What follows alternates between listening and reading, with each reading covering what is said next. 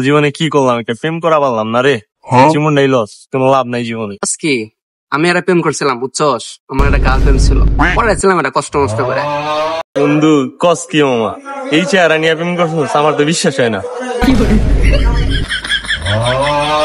কি কষ্ট এতক্ষণে বেটা, এই চেহারার উপরে হাজার হাজার মেয়ে কাজ খায় বেটা, বুঝছ নাই?